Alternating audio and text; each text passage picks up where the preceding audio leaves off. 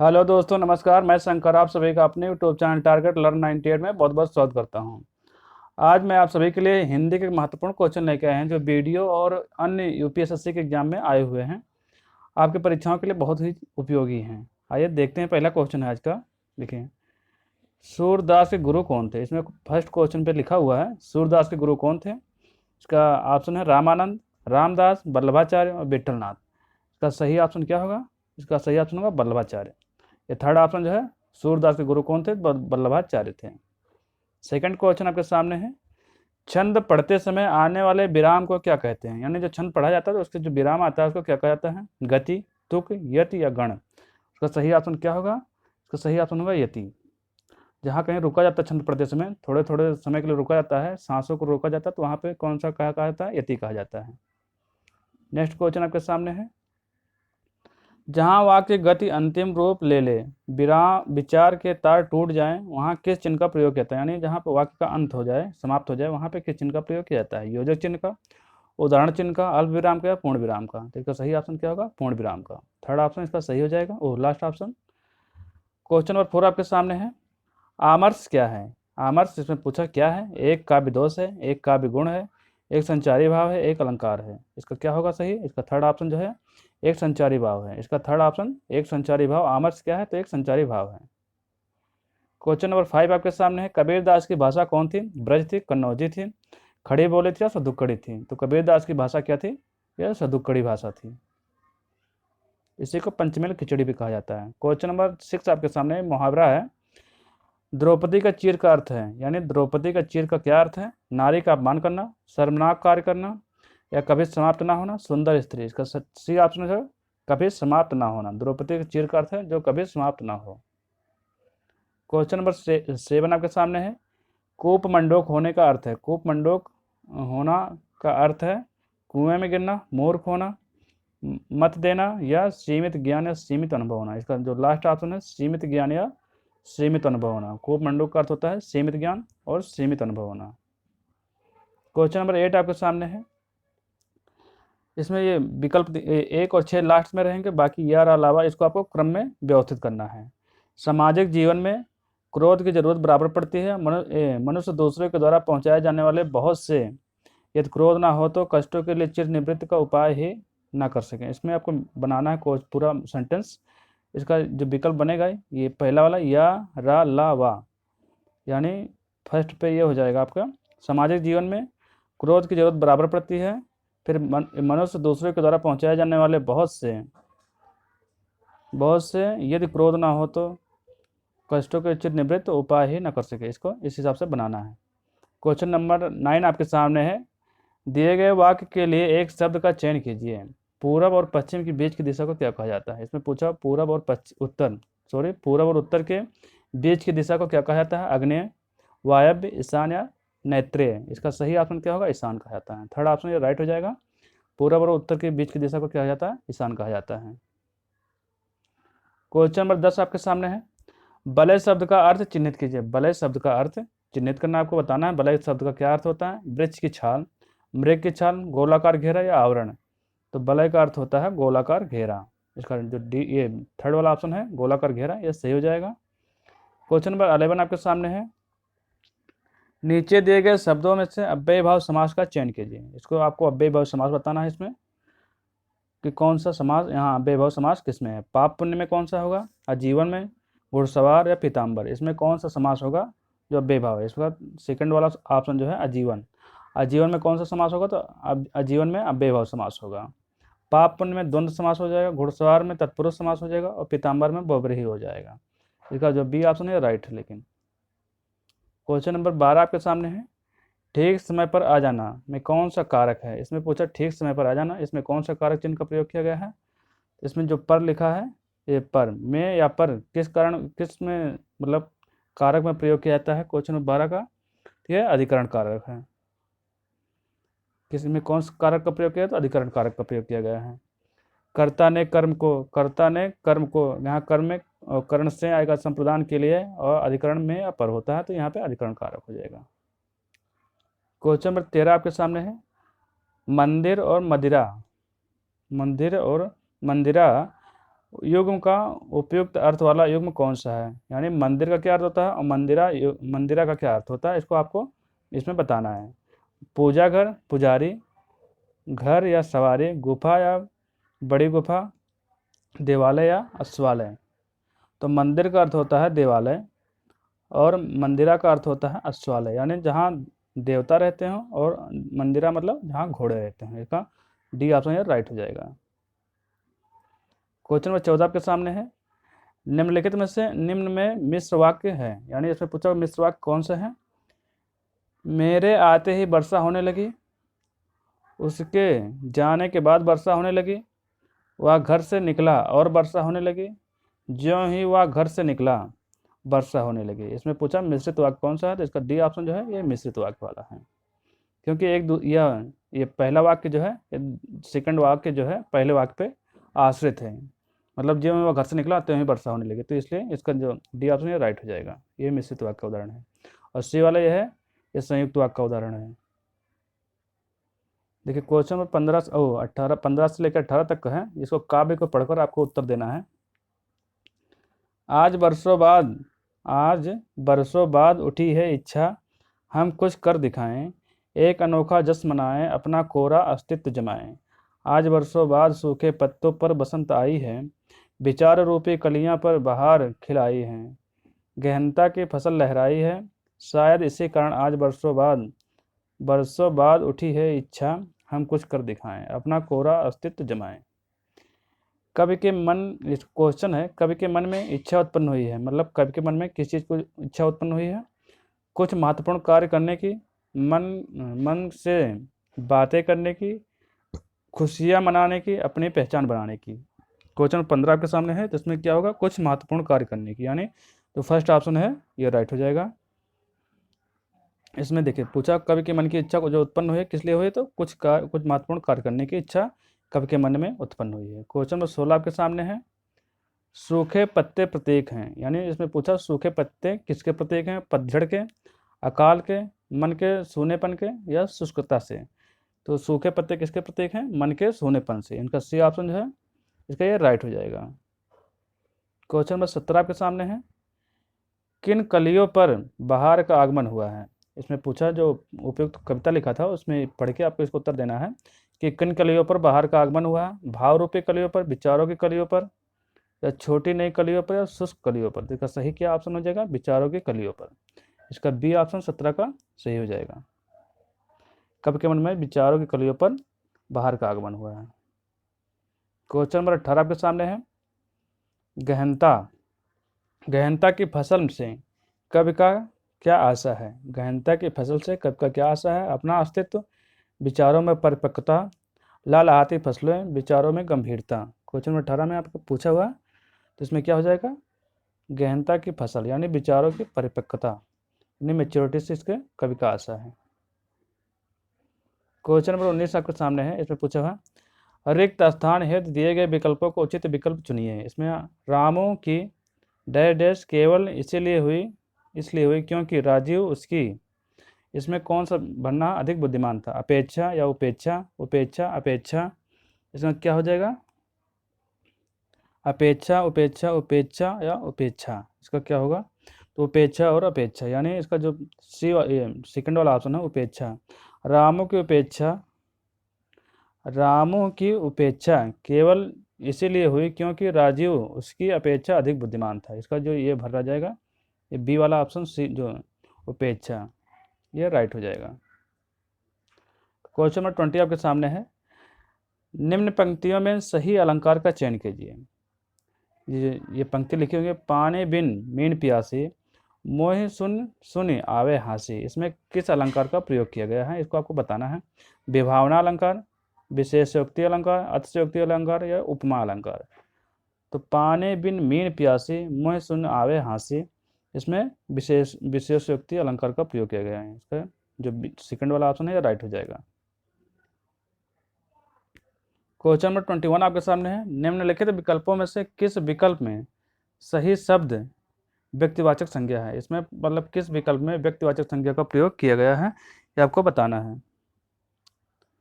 राम, फिर पहला है रामचरितमानस, गंगा, कृष्ण, कामायनी मिठास, लखनऊ आम बुढ़ापा, ममता वकील पुस्तक। इसमें किसमें पूछा हुआ है कि व्यक्तिवाचक संज्ञा का प्रयोग किया गया है। तो इसका पहला ऑप्शन जो है सही हो जाएगा।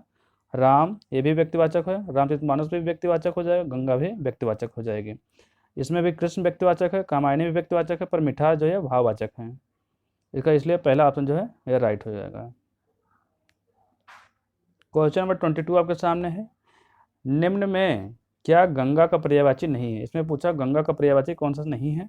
मंदाकिनी, कालिंदी, भागीरथी या सुरसरी। ये सब आप तो जानते होंगे। गंगा का पर्यायवाची क्या नहीं तो कालिंदी है। कालिंदी किसकी होती है, यमुना की पर्यायवाची है। बाकी ये मंदाकिनी, भागीरथी, सुरसरी, देव नदी और बहुत से हैं जो गंगा का पर्यायवाची हैं। क्वेश्चन नंबर 23 आपके सामने है। सही वर्तनी शब्द का चयन कीजिए। इसमें पूछा सही वर्तनी शब्द का कौन सा सही है। अवनति, मुश्किल, श्रृंगार या मातृभूमि। तो इसका सही ऑप्शन क्या हो जाएगा, ऑप्शन ये थर्ड वाला, लेकिन इसमें गलत लिखा हुआ है श्रृंगार, ऐसा लिखा जाएगा श्रृंगार, ये राइट है, बाकी ये सब गलत दिए हुए हैं। क्वेश्चन नंबर 24 आपके सामने है। समूहार्थक यानी समूहवाचक शब्द चिन्हित कीजिए। इसमें कौन सा शब्द है जो समूहवाचक या समूहार्थक शब्द है। पुरुष, स्त्री, मनुष्य, भीड़। तो इसका सही ऑप्शन क्या हो जाएगा, ऑप्शन डी वाला भीड़। भीड़ जो है समूहार्थक शब्द है। क्वेश्चन नंबर 25 के सामने है। आंशिक शब्द में प्रत्यय क्या है। तो आंशिक शब्द लिखा है, इसमें कौन सा प्रत्यय लगा है, आ, इक, का या सिक। तो इसमें कौन सा प्रत्यय लगा है, तो एक प्रत्यय लगा हुआ है। आंशिक में कौन सा प्रत्यय का उपयोग हुआ, एक प्रत्यय का। क्वेश्चन नंबर 26 आपके सामने है।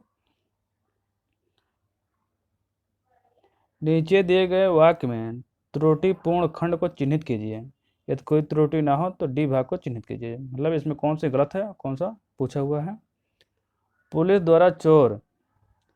द्वारा चोरी का माल, ये पहला है, पुलिस द्वारा चोरी। बी वाला है का माल बरामद, और सी है हो गया, और डी है कोई त्रुटि नहीं। जिसमें आपको बताना कौन सा गलत दिया हुआ है। पुलिस द्वारा चोरी का माल बरामद हो गया, यानी इसमें कोई त्रुटि नहीं है। इसका पहला ऑप्शन हो जाएगा सही है। ऐसे पुलिस द्वारा चोरी का माल बरामद हो गया, इसमें शब्द सही दिया हुआ है, इसमें कोई त्रुटि नहीं है। क्वेश्चन नंबर 27 आपके सामने है। बधूर्मी का संधि विच्छेद क्या है। बधूर्मी शब्द है जो इसका संधि विच्छेद क्या होगा, तो इसमें कौन सा होगा, बधु प्लस उर्मी, बधु प्लस उर्मी, बधु प्लस उर्मी या बधु प्लस उर्मी। तो इसमें कौन सा सही हो जाएगा, आपका फर्स्ट ऑप्शन जो है बधूर्मी का सही हो जाएगा। बधु प्लस उर्मी, यह फर्स्ट ऑप्शन जो है बधु प्लस उर्मी, ये आपका राइट हो जाएगा। यहाँ से बढ़ाओ और यहाँ बढ़ाओ मिलके ये बन जाएंगे बधूर्मी। नेक्स्ट क्वेश्चन आपके सामने 28 है। भिन्नार्थक शब्द का चयन कीजिए, यानी इसमें कौन सा शब्द है जो सबसे अलग है। पावक, अनिल, अनल, कृषाणु। इसमें कौन सा भिन्न, इन सबसे तीनों में चारों में से एक शब्द भिन्न है, बाकी सब सेम है। पावक मतलब क्या होता है, आग होता है। अनिल मतलब हवा होता है। अनल मतलब आग होता है, कृषाणु मतलब आग। इन तीनों का मतलब क्या होता है, आग होता है, जबकि अनिल मतलब होता है वायु। इसलिए बी ऑप्शन जो है ये इससे अलग है। क्वेश्चन नंबर 29 है आपके सामने। हर्ष शब्द का विलोम बताइए। हर्ष का विलोम क्या होता है, खुशी, विषाद, उल्लास या आनंद। हर्ष का होता है खुशी भी होता है, उल्लास भी होता है, आनंद भी होता है, पर विषाद इसका विलोम है। इसका बी ऑप्शन जो है ये राइट है, इसका विलोम है। क्वेश्चन नंबर 30 आपके सामने है। गंदला, मैला, मलिन किस शब्द के पर्यायवाची हैं। प्रलय, धवल, पंकिल या पामर। इसका गंदा, मैला ये सब किसके हैं, पंकिल के हैं। इसका सी ऑप्शन जो है इसका पर्यायवाची है। पंक मतलब क्या, कीचड़ होता है, इसलिए इसका पंकिल हो गया। क्वेश्चन नंबर 31 आपके सामने है। अमेंडमेंट के किस सटीक हिंदी अनुवाद है, यानी अमेंडमेंट को हिंदी में क्या कहा जाता है। शोधन, संशोधन, प्रशोधन या समाशोधन। इसका सही ऑप्शन होगा संशोधन, ऑप्शन बी है। जो अमेंडमेंट को क्या कहा जाता है, तो संशोधन कहा जाता है। क्वेश्चन नंबर 32 आपके सामने है। सूर सागर के रचयिता कौन है, यानी जो सूर सागर लिखा गया बुक किताब है, इसकी रचना किसने की है। विद्यापति ने, जयदेव ने, तुलसीदास ने या सूरदास ने। सूरसागर रचना किसने किया है? तो सूरदास ने किया है। ऑप्शन डी इसका राइट हो जाएगा। क्वेश्चन नंबर 33 आपके सामने है। निम्न में रीत काल का कवि कौन है? इसमें पूछा रीत काल के कवि कौन है? जयशंकर प्रसाद, सूर्यकांत निराला, बिहारी, सुमित्रानंद पंत। इसमें पूछा रीत काल के कवि कौन सा? तो इसका सी ऑप्शन जो है बिहारी, ये राइट हो जाएगा। बिहारी जो है ये रीत काल के कवि हैं। क्वेश्चन नंबर 34 है। उसने कहा था, कहानी के लेखक हैं, मतलब ये जो कहानी है उसने कहा था, इसके लेखक कौन है? किशोरीलाल गोस्वामी, चंद्रधर शर्मा गुलेरी, प्रेमचंद भगवान दास। इसका सही ऑप्शन होगा चंद्रधर शर्मा गुलेरी। इसका बी ऑप्शन जो है ये राइट हो जाएगा।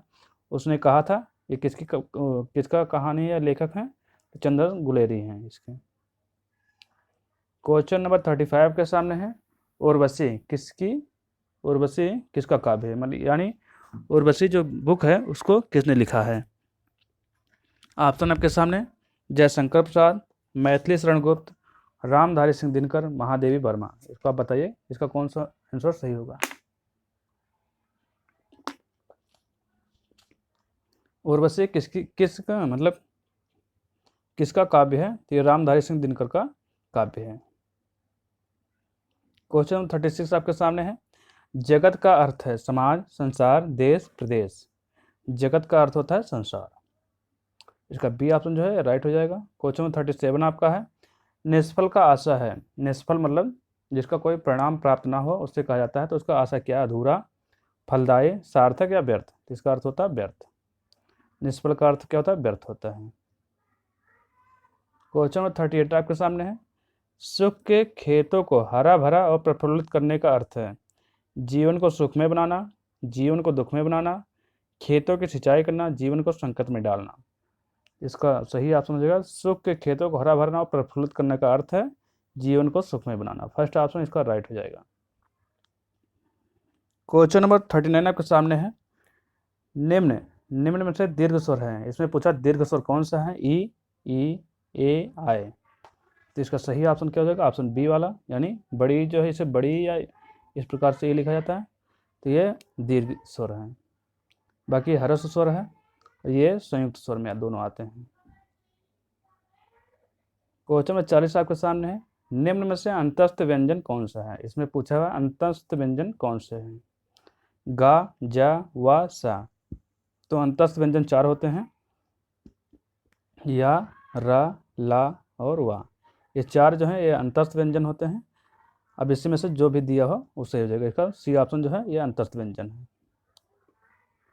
क्वेश्चन नंबर 41 के सामने है। निम्न में अल्पप्राण व्यंजन कौन सा है? इसमें पूछा अल्पप्राण व्यंजन कौन सा है? खा, गा, घा, टा। तो अल्पप्राण और महाप्राण 2 होते हैं। अल्पप्राण में 1, 3, 5 आते हैं और महाप्राण में 2, 4 आते हैं। यानी जो 1 नंबर पे होता है, 3 नंबर और 5 नंबर पे रहते हैं, वो सब अल्पप्राण में आते हैं और 2 और 4 नंबर पे महाप्राण में आते हैं। तो खा जो है ये महाप्राण है, गा जो है ये अल्पप्राण है, घा भी महाप्राण है और ठा भी महाप्राण है। इसका सही ऑप्शन क्या हो जाएगा? बी वाला, यानी गा। क्वेश्चन नंबर 42 आपके सामने है। निम्न में से घोष वर्ण कौन सा है? इसमें पूछा घोष और घोष 2 प्रकार के वर्ण होते हैं। इसमें पूछा घोष वर्ण कौन सा है? तो घोष वर्ण 1 और 2 जो होते हैं अघोष वर्ण होते हैं, जबकि 3, 4 और 5 ये जो होते हैं ये घोष वर्ण होते हैं। अब इसमें 3, 4, 5 नंबर पर जो भी शब्द होगा वो आपका सही हो जाएगा। जा, का, टा और चा ये सब अघोष हैं, बाकी जबकि जा है, चा, छा, जा तीसरे नंबर पे आता है, इसलिए यह घोष हो जाएगा आपका। क्वेश्चन नंबर 43 आपके सामने है। निम्न में से ओष्ठ वर्ण कौन सा है? इसमें पूछा ओष्ठ वर्ण कौन सा है? आ, ई, उ। तो ओष्ठ मतलब जिस शब्द का उच्चारण करते समय ओठ का उपयोग होता है उसमें कौन सा है? तो ये ऊ है। बाकी आ तो कंठ का, आई भी कंठ का, ई तो तालव्य है और ये ऊ जो है ओष्ठ वर्ण है। निम्न में से योग रूढ़ शब्द है। इसमें पूछा योग रूढ़ शब्द कौन सा है? पीला, जलज, पर, दूध वाला। इसमें पूछा योग रूढ़ शब्द। योग रूढ़ शब्द का अर्थ होता है तीसरा, जैसे बहुव्रीहि समास होते हैं, बहुव्रीहि समास के सभी उदाहरण जो है योग रूढ़ शब्द में आते हैं। इसका जलज मतलब जो जल से उत्पन्न होता हो, यानी कमल, इसका ये योग रूढ़ शब्द है। क्वेश्चन 45 के सामने है। महोत्सव शब्द का महोत्सव का संधि विच्छेद होगा, यानी महोत्सव को संधिविच्छेद क्या होगा, महा प्लस उत्सव, मही प्लस उत्सव, महा प्लस उत्सव, मही प्लस उत्सव। तो इसका सी ऑप्शन जो है महा प्लस उत्सव, ऐसे लिखा जाएगा महा प्लस उत्सव। तो ये मिलकर क्या बन जाएगा, महोत्सव बन जाएगा। यहाँ से आ और ओ मिलकर ओ बन जाते हैं, जैसे आ और ओ मिलकर क्या बनते हैं, ओ। तो ये हो गया महोत्सव। क्वेश्चन नंबर 46 आपके सामने है, बैलगाड़ी में समास है। इसमें पूछा बैलगाड़ी में कौन सा समास है, द्वंद्व, द्विगु, अव्ययीभाव या तत्पुरुष समास। तो इसका सही ऑप्शन बैलों की गाड़ी, यानी इसमें तत्पुरुष समास हो जाएगा। डी ऑप्शन इसका राइट हो जाएगा। बैलगाड़ी में कौन सा समास होगा, तत्पुरुष समास हो जाएगा। क्वेश्चन नंबर 47 आपके सामने है, आगमन में उपसर्ग है। आगमन ये शब्द लिखा हो, आगमन में इसमें कौन सा उपसर्ग लगा हो, उपसर्ग मतलब जो पहले शब्द के पहले लगा होता है उसी को कहते हैं उपसर्ग। ये एक शब्दांश होता है जो शब्द के पहले लगता है, उसी को उपसर्ग कहते हैं। इसमें कौन सा उपसर्ग का प्रयोग किया गया है आगमन में, आगमन। इसमें जो फर्स्ट ऑप्शन है यही, इसमें उपसर्ग का प्रयोग किया गया है, आ उपसर्ग का। क्वेश्चन नंबर 48 आपके सामने है, रसोईया में प्रत्यय है। प्रत्यय शब्दांश ये भी होते हैं, लेकिन ये किसी शब्द के अंत में जुड़ के उसके अर्थ को परिवर्तित कर देते हैं। तो रसोईया में प्रत्यय है या आ या रस। इसमें कौन सा प्रत्यय लगा है, या, यानी रसोई में तो या प्रत्यय लगा, रसोईया। इसका बी ऑप्शन राइट हो जाएगा। क्वेश्चन 49 आपके सामने है, निम्न में से कौन सा शब्द तत्सम है। इसमें पूछा कौन सा शब्द है जो तत्सम यानी शुद्ध रूप से शुद्ध शब्द है, या तत्सम या संस्कृत का शब्द है। क्षेत्र, गधा, गाय, घर। तो इसका तत्सम शब्द कौन सा है, क्षेत्र। इसका तद्भव क्या होता है, खेत होता है। इसका तत्सम क्या होता है, क्षेत्र होता है। और क्वेश्चन नंबर 50 आपके सामने है 50वां नंबर पे, निम्न में से कौन सा शब्द तद्भव है। इसमें तद्भव पूछा है, कौन सा शब्द है, यौन, निर्झर, जीव, स्थान। तो तद्भव इसमें क्या है, जीव है। जीव का तत्सम क्या होगा, जिह्वा होगा। बाकी ये सब तत्सम दिए हुए हैं, बाकी जीव है इसका जिह्वा होता है तत्सम। क्वेश्चन नंबर 51 आपके सामने है, निम्न में से कौन सा शब्द देशज है। इसमें पूछा कौन सा शब्द है जो देशज है, जो अपने यहाँ उसकी उत्पत्ति यहाँ अपने भारत में हुई है। गोबर, घोड़ा, हल्दी, कटोरा। इसका सही ऑप्शन क्या होगा, कटोरा। कटोरा शब्द है ये हमारे यहाँ का देशज शब्द है। कटोरा हो गया, लोटा हो गया, पगड़ी, खिचड़ी, ये सब क्या है, देशज शब्द हैं। क्वेश्चन 52 आपके सामने है, निम्न में से कौन सा शब्द विदेशी है। इसमें पूछा कौन सा शब्द है जो विदेशी यानी दूसरे देशों से अपने यहाँ आया हुआ है। टिकट, मध्य, मयूर, वचन। तो टिकट जो है ये अंग्रेजी शब्द है, ये अपने विदेशी शब्द है। क्वेश्चन 53 आपके सामने है, निम्न में से संज्ञा शब्द है। इसमें पूछा कौन सा शब्द है जो संज्ञा है। हरा, पतला, सभा या गहरा। हरा तो ये विशेषण में आ जाएगा, पतला भी विशेषण हो जाएगा, गहरा भी विशेषण हो जाएगा, पर सभा जो है ये आपका संज्ञा शब्द है। इसका सी ऑप्शन राइट हो जाएगा। क्वेश्चन 54 आपके सामने है, निम्न में सर्वनाम शब्द है। इसमें पूछा सर्वनाम शब्द कौन सा है, नींद, रोग, सफाई या कौन। इसका सही ऑप्शन हो जाएगा ऑप्शन डी वाला, कौन। कौन जो है यह सर्वनाम है, ये प्रश्नवाचक सर्वनाम में आता है, इसलिए इसका डी ऑप्शन राइट हो जाएगा। क्वेश्चन नंबर 55 आपके सामने है, निम्न में विशेषण शब्द है। इसमें विशेषण पूछा है, कौन सा शब्द है जो विशेषण है। लड़कपन, कठोरता, उचित या घबराहट। इसका क्या हो जाएगा, उचित। उचित जो है ये इसका विशेषण शब्द है। बाकी लड़कपन, कठोरता, घबराहट ये विशेषण नहीं, यह भाववाचक शब्द हैं। भाववाचक संज्ञा में इसका उपयोग किया था। उचित जो है ये विशेषण शब्द हैं। क्वेश्चन नंबर 56 आपके सामने है, निम्न में से प्रेरणार्थक क्रिया है। इसमें कौन सी क्रिया है जो किसी के द्वारा करवाया जाता है, प्रेरणार्थक क्रिया है। उठना, उठाना, चमकाना, गिराना या देना। गिराना जो है ये प्रेरणार्थक क्रिया है, यानी किसी दूसरे व्यक्ति के द्वारा किसी को गिराया जाए तो यह प्रेरणार्थक क्रिया है। क्वेश्चन 57 आपके सामने है, इसमें पूछा निम्न में से अव्यय है। अव्यय शब्द इसमें पूछा, उत्तर कौन सा है, उत्तर ठीक, जापान, कृष्ण। अव्यय, अव्यय का अर्थ होता है जो खर्च या जो किसी समय लिंग के अनुसार से ना बदलता हो।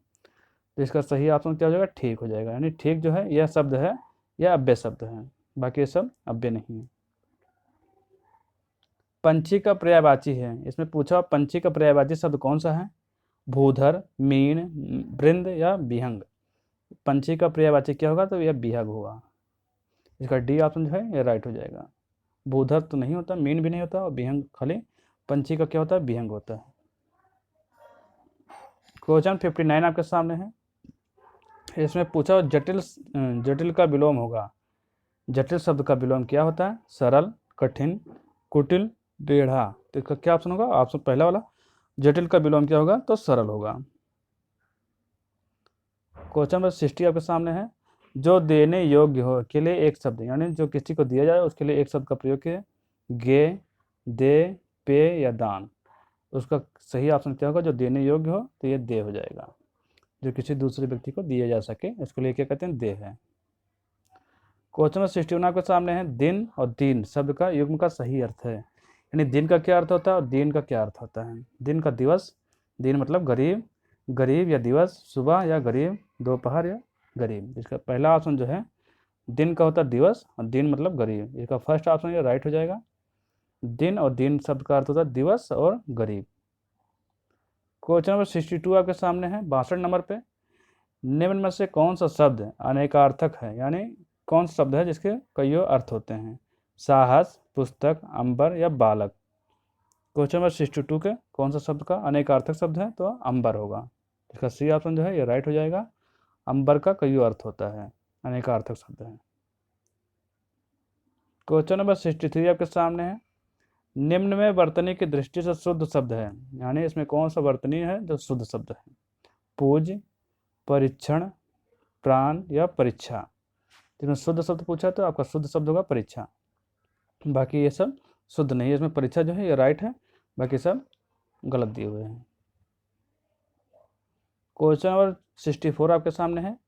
निम्न में वर्तनी की दृष्टि से अशुद्ध शब्द है। इसमें पूछा कौन सा शब्द है जो अशुद्ध है।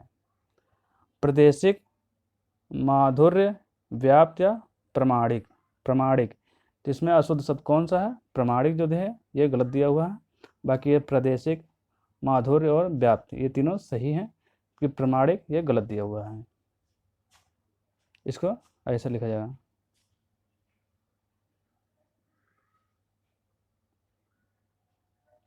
क्वेश्चन नंबर 65 आपके सामने है। निम्न में अधिकरण कारक का परसर्ग कौन सा है। इसमें पूछा अधिकरण कारक है, इसमें कौन सा परसर्ग यानी कौन सा चिन्ह का प्रयोग किया जाता है अधिकरण में। पर का, ने का, को का या से का। अधिकरण में में और पर का प्रयोग किया जाता है, यानी ये फर्स्ट ऑप्शन में लिखा हुआ या कहीं पर लिखा हो तो ये अधिकरण कारक होते हैं। कर्ता, यहाँ कर्ता कारक होता है, कर्म कारक, और यहाँ अधिकरण। कर्ता ने कर्म को करण से, यहाँ करण कारक हो जाएगा। कर्ता ने कर्म, यहाँ कर्म हो जाएगा, और कर्ता यहाँ पे हो जाएगा। इसमें कौन सा अधिकरण कारक है।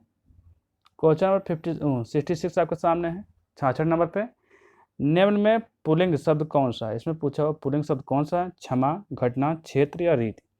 इसका पुल्लिंग शब्द कौन सा हो जाएगा, क्षमा करना, घटना, क्षेत्र या रीति। तो पुल्लिंग शब्द हो जाएगा आपका क्वेश्चन नंबर 66 का क्षेत्र। क्षेत्र जो है ये पुल्लिंग शब्द है, बाकी ये सब नहीं, पुल्लिंग शब्द नहीं है, स्त्री शब्द है। क्वेश्चन नंबर 67 आपके सामने है। निम्न में से स्त्री शब्द कौन सा है। इसमें पूछा हुआ स्त्री लिंग शब्द कौन सा है, दुख, गरिमा, लेख और स्पर्श। तो इसका सही ऑप्शन क्या हो जाएगा, ऑप्शन बी वाला, गरिमा जो है ये स्त्री शब्द है। क्वेश्चन नंबर 68 आपके सामने 68 है। किसका प्रयोग सदैव बहुवचन में होता है। इसमें पूछा कौन सा शब्द है जो हमेशा बहुवचन में प्रयोग होता है। दर्शन, नारी, लता, गाय।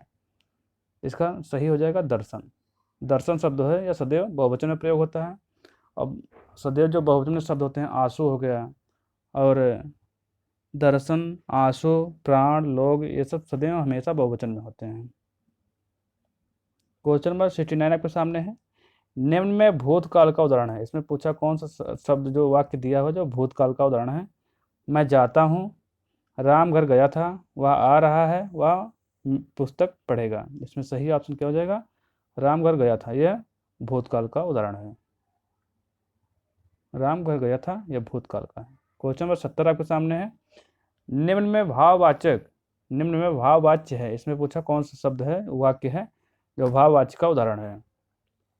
मोहन पुस्तक पढ़ता है, श्याम पत्र लिखता है, मोहन से बैठा नहीं जाता, पत्र लिखा जाता है। इसका सही ऑप्शन हो जाएगा मोहन से बैठा नहीं जाता। इसका राइट हो जाएगा, यह भाववाची का उदाहरण है। क्वेश्चन नंबर 71 आपके सामने है। निम्न में से कौन सा वाक्य मिश्र वाक्य है, यानी इसमें पूछा कौन सा शब्द है जो मिश्र वाक्य का उदाहरण है। विद्वान सब जगह पूजा जाता है। अच्छा लड़का माता पिता की आज्ञा मानता है। वह पुस्तक राम की थी। जब सवेरा हुआ तब हम लोग बाहर आए। यानी एक इसमें प्रथम वाक्य दूसरे वाक्य पे आश्रित होता है। इसका ये डी ऑप्शन जो होगा ये राइट हो जाएगा। जब सवेरा हुआ तभी हम सब लोग जगे, यानी जब सवेरा होगा तभी हम लोग जगेंगे। तो इसका एक शब्द जो सेकंड वाला है ये फर्स्ट वाक्य पे आश्रित होता है। इसका मिश्र वाक्य का उदाहरण है। क्वेश्चन नंबर 72 है। मैंने विद्यालय जाना है, अशुद्ध अंश कौन सा है। इसमें पूछा कौन, जैसे ये शब्द लिखा हुआ है मैंने विद्यालय जाना है, इसमें अशुद्ध अंश कौन सा, मैंने विद्यालय जाना या है। तो इसमें अशुद्ध जगह मैंने, या हमें, या मैं विद्यालय जाऊंगा, यह हो सकता है हम विद्यालय जाएंगे। इसमें मैंने नहीं होगा। क्वेश्चन नंबर 73 आपके सामने है। इसमें पूछा प्रश्नवाचक प्रश्न चिन्ह कौन सा है, यानी प्रश्नवाचक चिन्ह कौन सा है इसको आपको बताना है। ये पहला पूर्ण विराम है, दूसरा प्रश्नवाचक है, तीसरा विस्मयादिबोधक है, चौथा उपविराम है। इसका बी ऑप्शन जो है ये राइट हो जाएगा। ये क्या है, ये पहला पूर्ण विराम का चिन्ह है। क्या है पूर्ण विराम, ये है प्रश्नवाचक, ये है विस्मयादिबोधक और ये है अर्धविराम, डी वाला। क्वेश्चन नंबर 74 आपके सामने है। आसमान फट जाना मुहावरे का सही अर्थ है, यानी आसमान फट जाने मुहावरा का क्या अर्थ है। असंभव काम होना, बहुत शोर करना, चुगली करना, अचानक आफत आ पड़ना। इसका सही ऑप्शन होगा अचानक आफत पड़ना। आसमान फट जाने का अर्थ होता है अचानक से कोई आफत आ पड़ना। इसका सही हो जाएगा। क्वेश्चन नंबर 75 आपके सामने है। स्वावलंबी होने के लिए सही मुहावरा है। स्वावलंबी का क्या अर्थ होता है और इसका मुहावरे में क्या उपयोग किया था वही पूछा आपसे। पाँव बारह होना, पानी फेर देना, पैरों पे खड़ा होना, फूंक फूंक कर पैर रखना। स्वावलंबी होना मतलब आत्मनिर्भर होना या पैरों पे स्वयं पैरों पर खड़ा होना। इसका सी ऑप्शन जो है राइट हो जाएगा। स्वावलंबी होने का अर्थ होता है पैरों पर खड़ा होना या स्वावलंबी होना। क्वेश्चन नंबर 76 आपके सामने है। इसमें पूछा बोए पेड़ बबूल के आम कहाँ से होए। इस लोकोक्ति का सही अर्थ है, यानी यदि आप बबूल का पेड़ बैठा रहे हैं तो आम कहाँ से पाएंगे। इसका इस लोकोक्ति का प्रयोग का क्या अर्थ है। कर्म के अनुसार फल नहीं मिलना, जैसा कर्म करोगे वैसा फल मिलेगा, कर्म और फल का कोई संबंध नहीं है, कर्म करो फल की इच्छा मत करो। इसमें से पूछा है कौन सा सही होगा, तो जैसा कर्म करोगे वैसा फल मिलेगा। इसका बी ऑप्शन जो है राइट हो जाएगा। क्वेश्चन नंबर 77 है आपके सामने।